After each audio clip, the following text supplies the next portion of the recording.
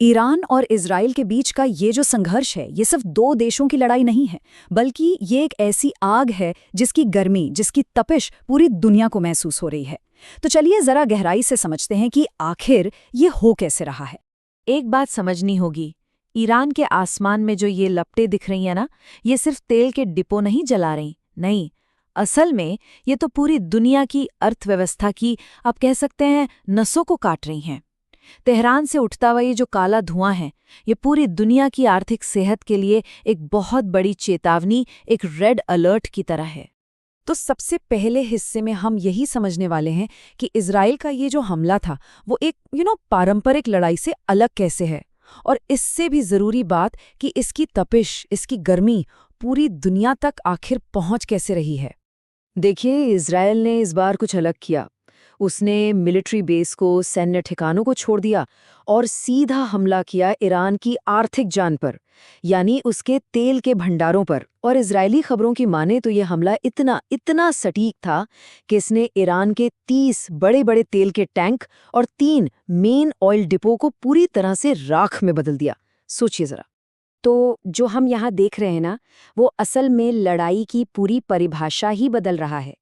एक तरफ होता है पारंपरिक हमला, जहां आप टैंक देखते हैं, मिसाइलें देखते हैं, और दूसरी तरफ है ये आर्थिक युद्ध, जहां सीधा सीधा देश की कमाई पर हमला होता है। तो इजराइल ने इस बार सिर्फ हथियार नहीं तोड़े, बल्कि उसने तो ईरान की तिजोरी पर ही ताला जड़ दिया है।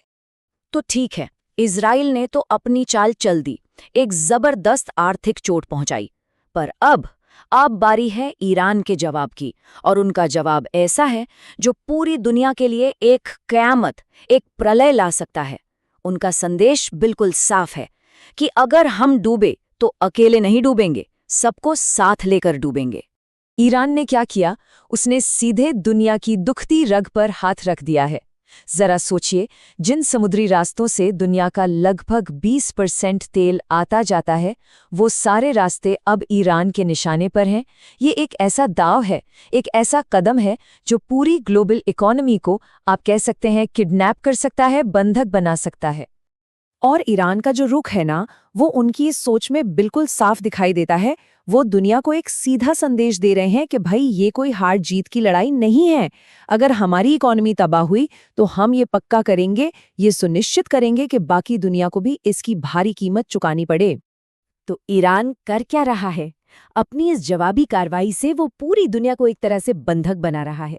कुवैत, सऊदी अरब, बहरीन, यूएई, इन सब पर मिसाइलें दागकर उसने सिर्फ तेल की सप्लाई को खतरे में नहीं डाला है, बल्कि दवाइयाँ, इलेक्ट्रॉनिक्स, अनाज, हम सबके रोजमर्रा की जरूरत की चीजों की जो सप्लाई चेन है, उसे भी खतरे में डाल दिया है। स्ट्रैटेजी बिल्कुल क्लियर है, दुनिया को ईरान का दर्द महसूस कराना है। चलिए, अब कहानी का रुख मोड़ते हैं चीन की तरफ। देखते हैं कि कैसे तेहरान में लगी ये आग चीन के सुपर पावर बनने के सपने को जला रही है, और क्यों तेहरान की लपटें बीजिंग में बैठे लोगों की रातों की नींद उड़ा रही हैं। और इसकी वजह बहुत सीधी है। ये देखिए, चीन ईरान से दुनिया में सबसे ज्यादा तेल खरीदता है। तो आप समझ रहे हैं, चोट लगी है ईरान को, लेकिन दर्द की चीख चीन की निकल रही है। चीन अपनी एनर्जी की जरूरतों के लिए ईरान पर कुछ ज्यादा ही निर्भर है। अगर बस सोचिए, अगर ईरान से तेल की सप्लाई रुक गई तो चीन की जो फैक्ट्रियां दिन रात चलती हैं वो जाम हो जाएंगी, और उसका वो बड़ा महत्वाकांक्षी one belt one road project, वो इन्हीं जलती हुई रिफाइनरियों के मलबे के नीचे दम तोड़ सकता है। तो सवाल ये उठता है कि क्या चीन, जो एक सुपर पावर बनना चाहता है, वो चुपचाप अपनी ये बर्बादी देखेगा?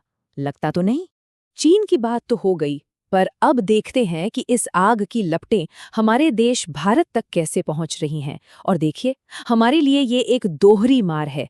एक तरफ हमारे लोग हैं और दूसरी तरफ हमारी जेब। भारत के लिए जो सबसे बड़ा और सबसे पहला संकट है, वो है खाड़ी देशों में काम कर रहे हैं हमारे 90 लाख भारतीय। 90 लाख। अगर ये लड़ाई और फैली तो इन लोगों की सुरक्षा एक बहुत बहुत बड़ी चुनौती बन जाएगी। इतने बड़े पैमाने पर लोगों को वहां से सुरक्षित निकालना, आप सोच भी नहीं सकते कितना बड़ा ऑपरेशन होगा वो। और दूसरा संकट, वो है सीधा हमारी जेब पर। अगर तेल की कीमतें आसमान छूने लगीं तो पेट्रोल का 150 रुपए से ऊपर जाना कोई बड़ी बात नहीं होगी। और ये सिर्फ एक नंबर नहीं है, है ना? ये तो हम सबके घर के बजट पर, हमारी बचत पर एक सीधा हमला होगा। और अब आते हैं सबसे आखिरी और शायद सबसे अहम सवाल पर। क्या दुनिया एक ग्लोबल शटडाउन की तरफ बढ़ रही है? और इससे भी ज्यादा डरावनी वाली बात कि आज का ये जो खतरा है वो 1973 के भयानक तेल संकट से भी ज्यादा डरावना क्यों है? देखिए, 1973 के संकट और आज के हालात में एक बहुत बड़ा और सच कहूं तो खौफनाक फर्क है। तब दुनिया की आबादी कम थी, आज हम 8 अरब लोग हैं। तब सिर्फ तेल की सप्लाई को रोका गया था, आज तो तेल के कुओं को ही, सोर्स को ही जलाया जा रहा है। इसका मतलब समझते हैं, अगर आज सिर्फ 10 दिनों के लिए भी तेल की सप्लाई रुक जाए तो बड़े बड़े शहरों में बत्तियां गुल हो सकती हैं और इंटरनेट तक ठप पड़ सकता है। तो मतलब साफ है, ये मामला सिर्फ पेट्रोल महंगा होने का नहीं है, बिल्कुल नहीं। ये उन सारे सिस्टम्स के ढह जाने का खतरा है जिन पर हम सबकी रोजमर्रा की जिंदगी टिकी हुई है। ये आग सिर्फ तेल को नहीं जला रही, बल्कि ये हमारी पूरी मॉडर्न दुनिया की नींव को ही जलाकर राख कर सकती है। तो आखिर में जो सबसे बड़ा सवाल बचता है वो ये नहीं है कि पेट्रोल कितना महंगा होगा। असली सवाल तो ये है कि दुनिया के जो बड़े बड़े लीडर्स हैं, जो ताकतवर देश हैं, वो सच में इस आग को बुझाना चाहते भी हैं या फिर अपनी अपनी ताकत की नुमाइश के लिए पूरी इंसानियत को ही दांव पर लगा रहे हैं। सोचने वाली बात है।